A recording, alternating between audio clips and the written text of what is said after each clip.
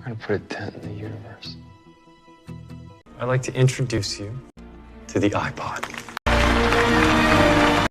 Halo guys, kembali lagi di channel Infinite Movie. Pada video cerita film kali ini, kita akan kembali membahas sebuah film inspiratif yang berjudul Jobs, yang dirilis di tahun 2013. Film ini mengisahkan tentang seorang mahasiswa bernama Steve Jobs, yang merupakan seorang tokoh revolusioner yang menciptakan brand ternama dunia, yaitu Apple. Eits, perlu saya ingatkan kembali kalau konten ini berisi dengan full spoiler ya. So, daripada kalian penasaran, langsung aja yuk kita saksiin video berikut ini.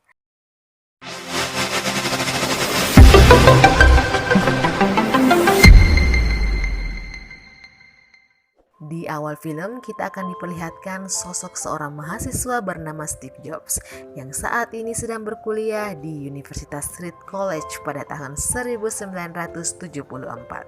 Namun, ia memutuskan berhenti berkuliah karena menurutnya hanya akan menghabiskan harta orang tuanya, yang kebetulan biaya kuliah pada saat itu tergolong cukup mahal. Steve sendiri merupakan anak yang pintar selama berkuliah, sehingga ia masih diperbolehkan oleh dosennya untuk mengikuti beberapa kelas. Ketika Steve ingin pergi dari kampus, ia bertemu dengan seorang wanita bernama Julie yang sedang mengerjakan tugas melukis. Lukisan yang digambar oleh Julie terinspirasi dari seorang biksu bernama Robert Palladino. Di masa perkuliahan, Steve sangat tertarik pada kursus kaligrafi. Ia juga senang membaca buku yang ditulis oleh Baba Ramdas. Karena dipengaruhi buku ini, Steve yang terbayang dengan masa lalunya ketika ia dibuang oleh orang tua kandungnya sendiri. Hingga memutuskan pergi ke India bersama temannya Daniel dan pacarnya Krisan untuk mencari pengetahuan spiritual. Selama di India, ada kalimat biksu yang selalu ia ingat saat itu. Bunyinya adalah, "Jadilah sederhana sebisamu dan kau akan terkejut saat hidupmu menjadi mudah dan menyenangkan." Wow, indah banget ya kalimat itu. 2 tahun kemudian, Steve kembali ke rumah orang tua angkatnya di California. Di sana, Steve memutuskan untuk bekerja di salah satu perusahaan pengembang video game. Selama ia bekerja di perusahaan tersebut, kerap kali ia selalu berdebat dengan teknisi di perusahaan tersebut karena tidak sesuai dengan harapan dan ide-ide Steve yang tak masuk akal. Lalu kemudian saat bos Steve menghampiri Steve, di sana bos Steve memberitahukan perilaku Steve yang tidak disukai oleh karyawan lain, di mana Steve sering bersikap egois. Just trying to do it right. Steve yang merasa direndahkan, kemudian ia meminta proyek video game yang khusus dikerjakan olehnya. Setelah negosiasi mereka selesai, Steve langsung mulai mengerjakan proyek video game itu di rumahnya dengan bantuan temannya bernama Woz. Woz sendiri merupakan seorang hacker yang juga mempunyai hobi merakit barang elektronik. Selama 4 hari, Steve pun berhasil menyelesaikan proyek video gamenya itu. Dan hasilnya, bos Steve sangat menyukai game tersebut. Setelah mendapat bayaran dari bosnya, Steve pun kemudian berkunjung ke rumah Woz untuk memberikan bayaran yang sudah ia janjikan kepada Woz sebelumnya. Saat sedang bersantai, tak sengaja Steve menemukan komputer milik Woz yang dirakit sendiri di rumahnya. Di sana Steve sangat tertarik dengan komputer Woz tersebut untuk ia jadikan lahan bisnis. Alur cerita film berlanjut, di mana selama dalam perjalanan mereka mencoba mencari nama yang cocok untuk komputer buatan mereka itu. Karena buah apple sendiri melambangkan buah dari hasil kreativitas. Wow. Dan akhirnya mereka menamai komputer mereka dengan nama Apple Computer. Sesampainya di Hamru, presentasi mereka tak cukup menarik investor untuk mendukung bisnis mereka. Steve dan Woz pun harus pulang dengan rasa kecewa. Dan ketika Steve hendak pergi, seorang pemilik toko komputer bernama Paul mengajukan kerjasama kepada mereka. Paul mengatakan kalau ia tertarik dengan produk komputer rumahan yang diciptakan oleh Woz. Keesokan harinya, Steve mendatangi toko komputer milik Paul untuk menanyakan kerjasama apa yang akan mereka jalankan.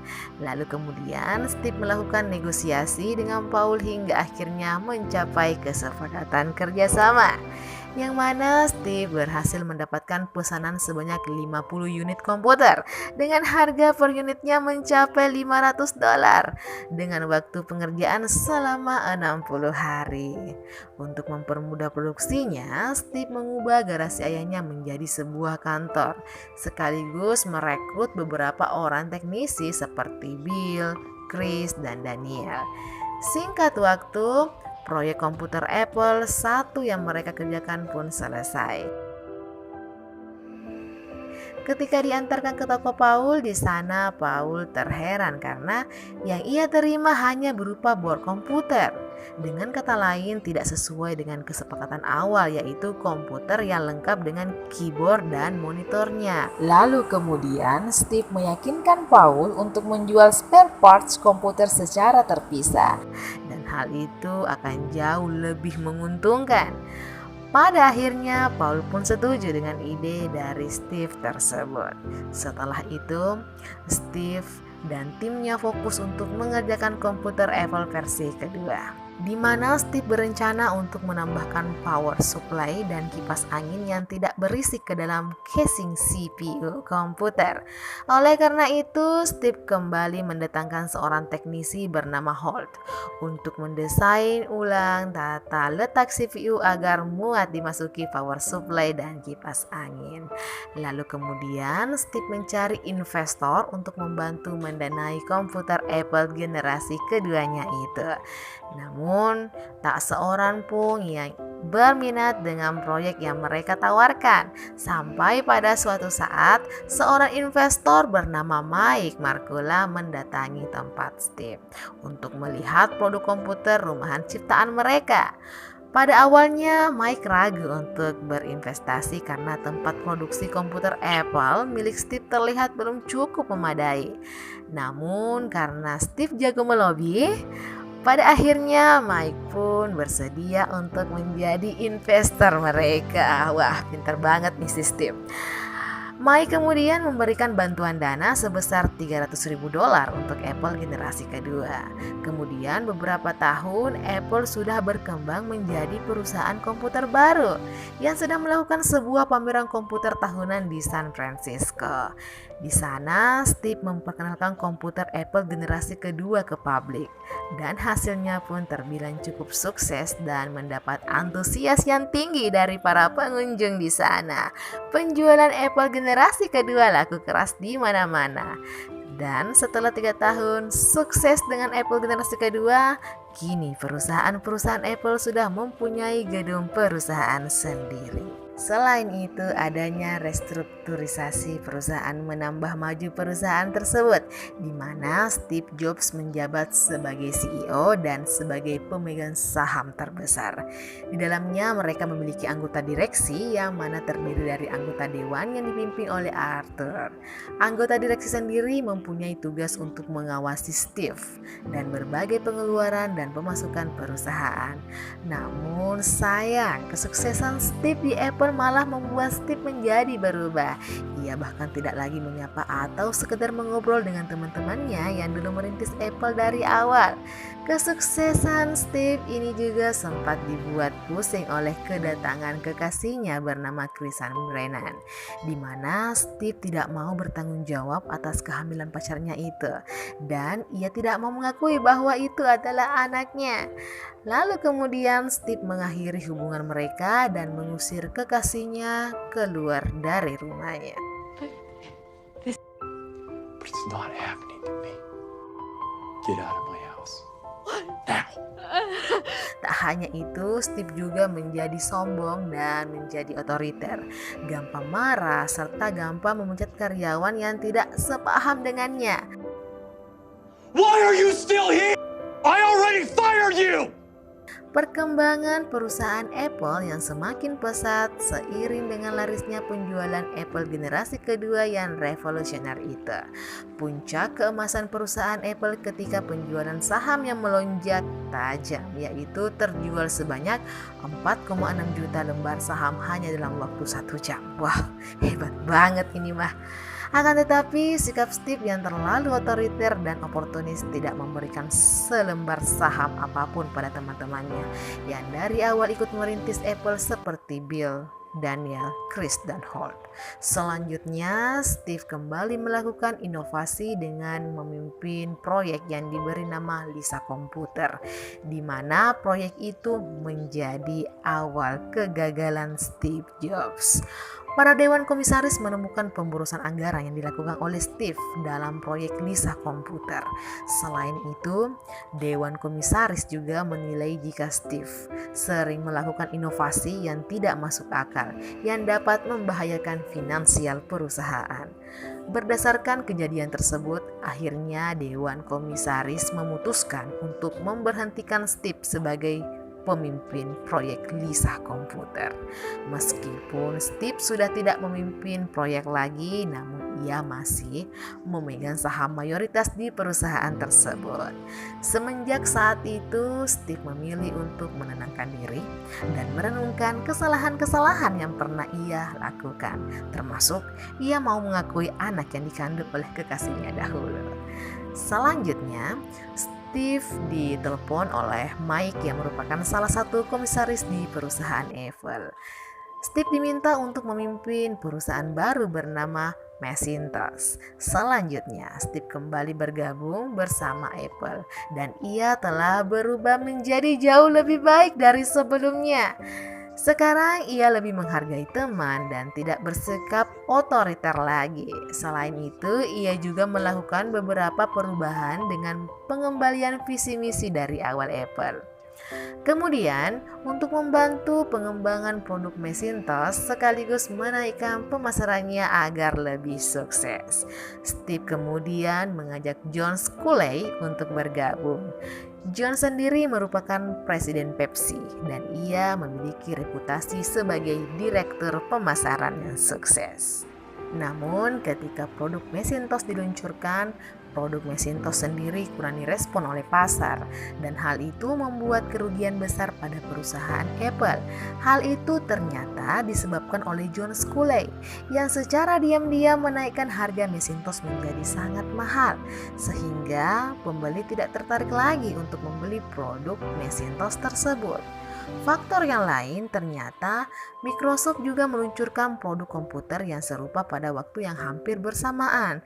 Karena kejadian tersebut, Steve akhirnya disidang oleh dewan komisaris. Di sana, John mengusulkan agar melakukan perombakan direksi perusahaan. Mistake I have ever made. Pada malam harinya, Mike mengatakan akan tetap memilih Steve sebagai direktur utama perusahaan. Akan tetapi, pagi harinya saat pemilihan suara, hampir semua dewan direksi memilih John dan tidak ada satupun yang memilih Steve Jobs. Bahkan Mike yang dulu ikut membangun perusahaan bersama-sama lebih memilih berpihak kepada John Sculley. Hingga akhirnya perusahaan yang sudah susah-susah dibangun oleh Steve malah menyingkirkan dirinya sendiri. Setelah kejadian itu, Steve kini memulai kehidupan yang baru dan membangun sebuah perusahaan sendiri bernama Next yang juga sukses terjual di pasaran. Sementara berbanding terbalik dengan kondisi Apple pasca keluarnya Steve, di mana kualitas produk menurun dan nilai saham ikut anjlok.